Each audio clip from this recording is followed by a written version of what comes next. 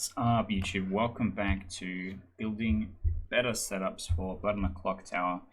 This time, we're going to be using the online client instead of me trying to film my actual grimoire. It's really hard to get lighting and the green screen and everything to work correctly. So we're using the online client, which I've been playing and using a lot of recently and have gotten a bit more familiar with. And it is going to be easy to just set up a rack up, talk a bit about it, reset it, and do it over and over again.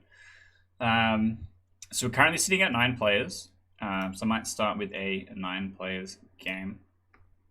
We want to pick a setup. And Badman Rising is a tough script for newer storytellers because in Trouble Brewing, when you're setting up, you go, okay, I need this much information, I need this much misinformation, I need maybe some protectors, I need, there's different categories for you to much easily pick from.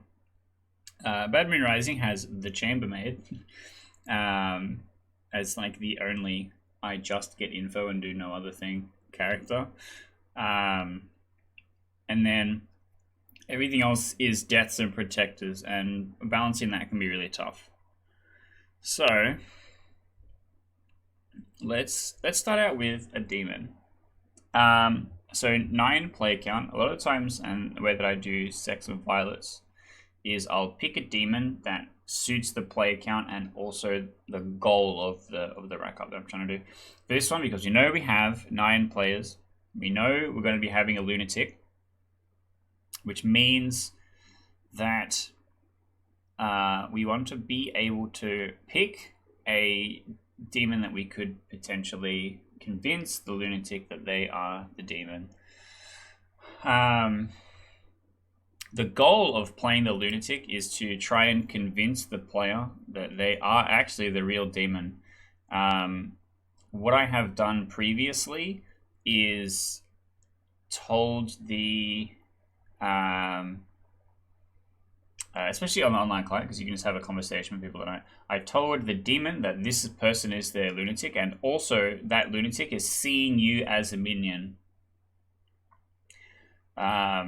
And that got me a lot of success. It was like the final day where the lunatic goes, "Oh, I've solved it. I'm not the real Shabaloth." So the single kill demons, the Poe and the Puka, are the easiest. Shabaloth is a lot harder to convince a lunatic that they are. So we can either go for a Poe or a Puka. If it was a smaller player count, if it was maybe 8 or 7, I'd go Puka. I think I'm happy to go Poe here. But because I'm going Poe instead of Puka, I'm not going to go Assassin. Could do something like Mastermind.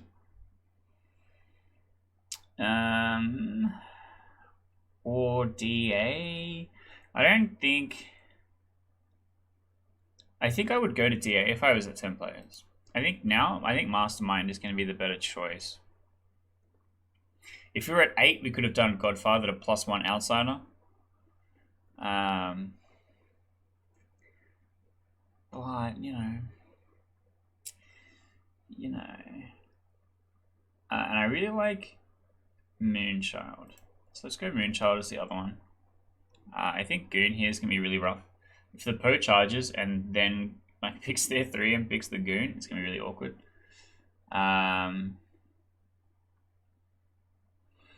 So if this is our bottom half of the script, what do we want our top half of the script to be?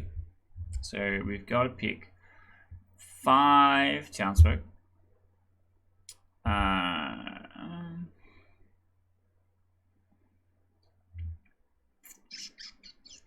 What are some good choices here? So Courtier,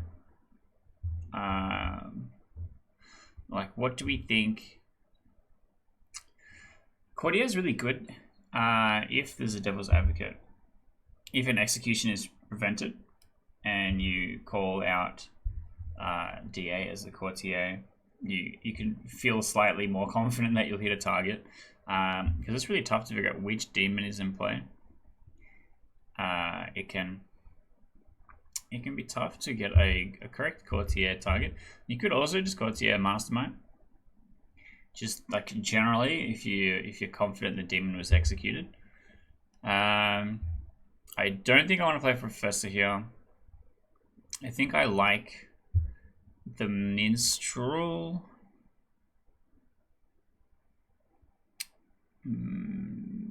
I think the minstrel activating is better for the evil team here. Unless if the Poe has literally charged in like when they become drunk.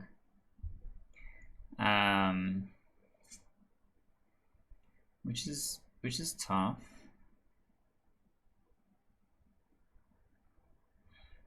Which is tough. I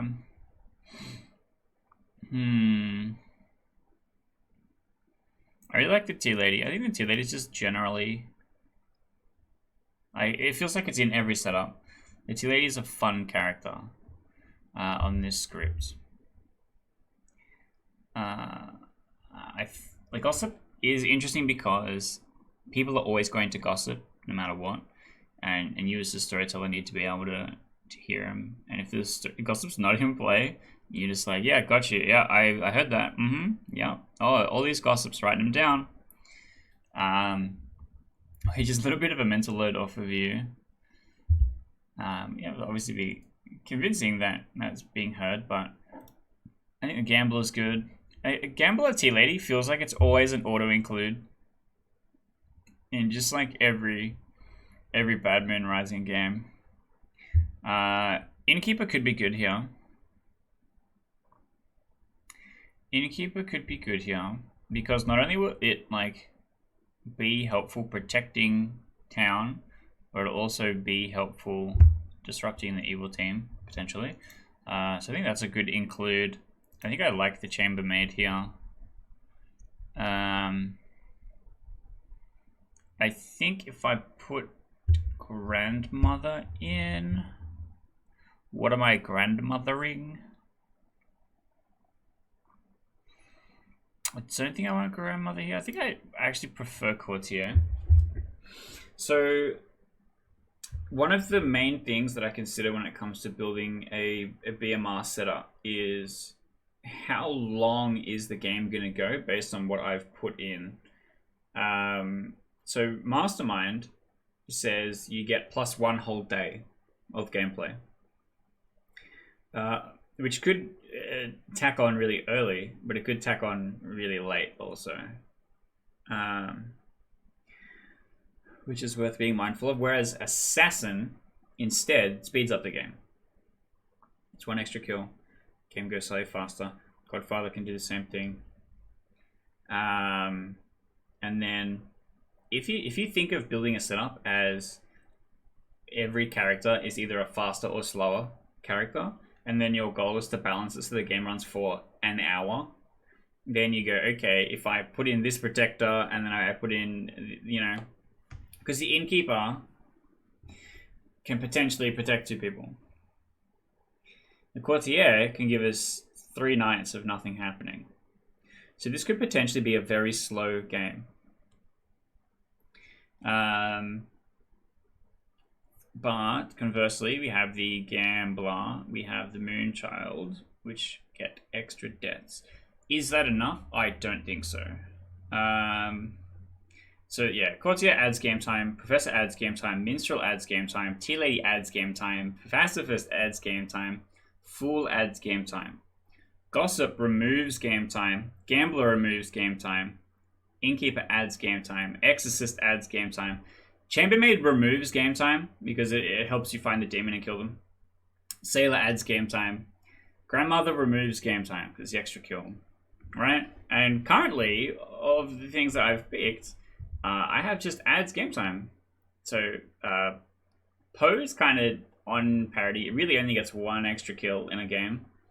Because it's like 1, 0, 3. You're only like up 1. This being like the imp, this being the Poe. Whereas the Shabaloth is technically faster if you just never fucking revive anyone, which I don't recommend. So this setup that I have currently is very slow, and I think I should adjust for that. So what I might do is I might remove the Courtier and play the Professor.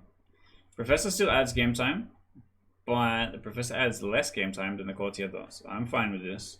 I think the Moonchild and Lunatic is okay, but I'm going to swap the Mastermind for the Godfather. And the Godfather either -1 or +1. And then if I add the Tinker, and I cut the Innkeeper, alright, now I have a much faster game. I would not do this at this play count. But this is an example of me changing the speed of the game, because you can just kill the Tinker during the day, confirming them, but the Godfather gets to act and kill someone that night,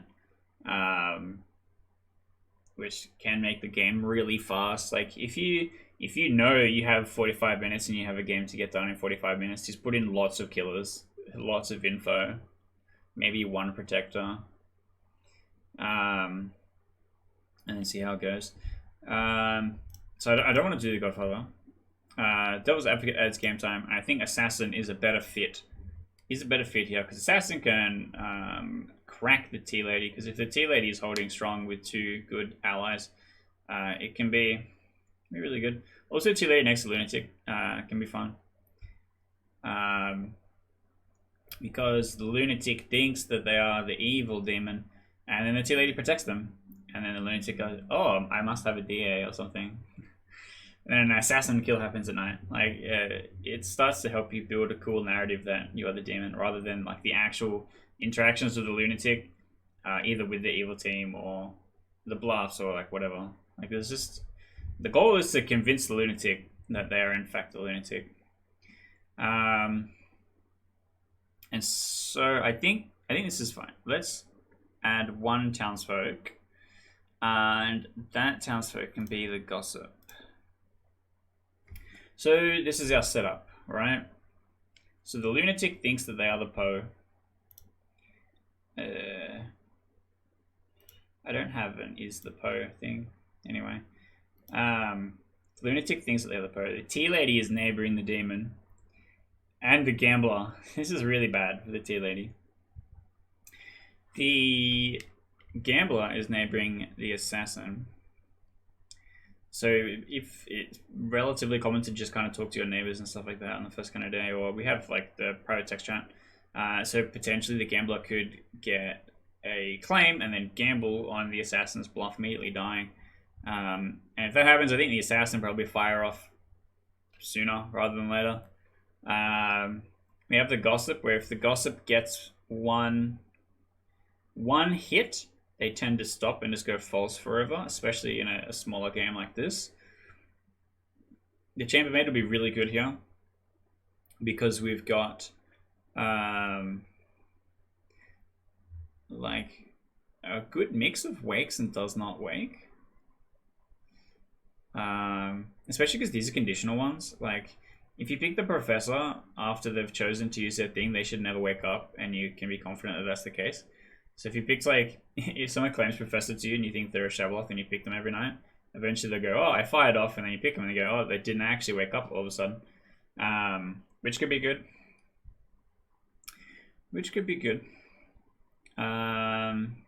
Because Gossip never wakes, Tea Lady never wakes, Moonchild never wakes. The Assassin has the same thing with the Professor, where, you know, wake, check, fire off, stop waking up.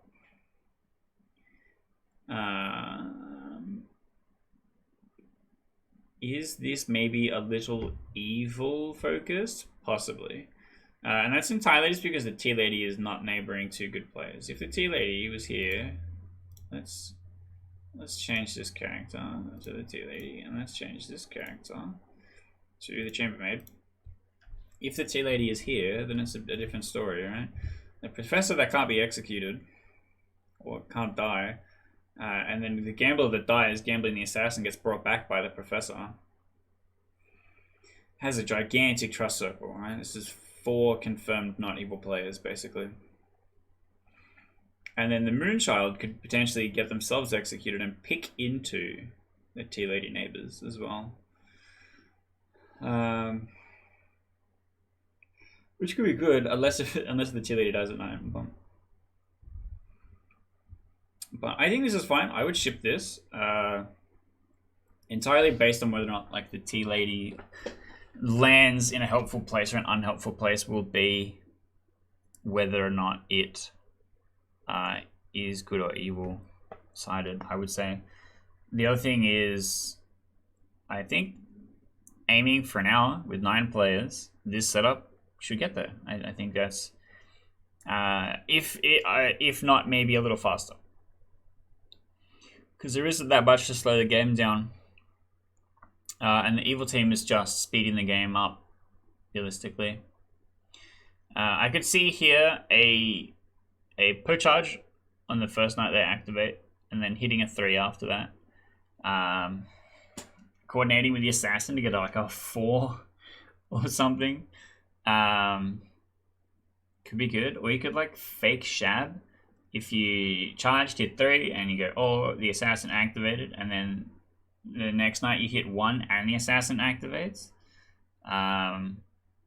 To get you to, that'd be 4 alive after that, assuming there's no execution. So that could be interesting. That could be interesting. So yeah, I think this would work. I would try this out if I was running games today, and see how it goes. One of the other things that I think is important to think about when you're looking at Babylon Rising, because the game can drag, because there's not much information and everyone's waiting for that night phase for things to happen. So if you're building a setup that's got too many protectors, game's going to drag and it's going to suck because there's no real movement forward. Like, people dying is what moves the game forward. If like 4 nights in a row you wake up and there's no deaths, there's no progress, nothing's happening, and the game can drag. So you have to be mindful of that. You need to find ways for people to actually die. Stuff like the pacifist gives you the control as to whether people execute it or not. Like, you could replace Tier Lady with pacifist here, and just like go, okay, is the pacifist going to need to block something here? Like, is the evil team going to steamroll this? Like, what's the go? But that's the setup. What do you think about using the online client? Hopefully this is a bit easier to understand and a bit easier to look at. But, you know, let me know. I'm going to be covering a bunch of these today. Hopefully we can talk a bit about BMR and get you feeling a bit more confident about running this script for your game group. So hopefully I'll see you in the next one. Don't forget to click all those good buttons. Click all them buttons, and I'll see you next time.